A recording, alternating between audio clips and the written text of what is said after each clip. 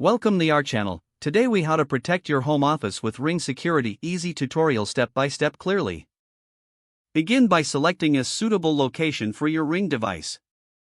Ensure the location has a clear view of entry points to your home office. Make sure the spot is within range of your Wi-Fi network for optimal connectivity. Unbox the Ring device and familiarize yourself with the components. Download the Ring app from your device's app store if you haven't done so already. Open the Ring app and create an account or log into your existing account. Tap on the option to add a new device. Select your specific Ring model from the provided list in the app. Follow the on-screen instructions to connect the device to your Wi-Fi network. Ensure you have the Wi-Fi password handy for a smooth setup. Once connected, position the device at a height of about 9 feet for ideal coverage.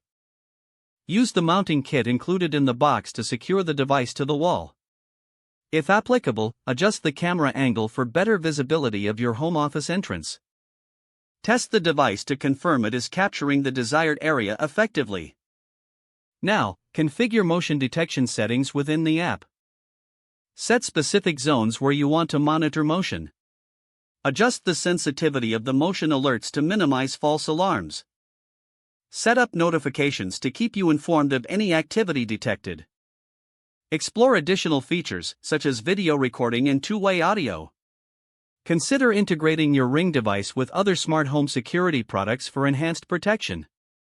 Regularly check for software updates in the app to ensure optimal performance.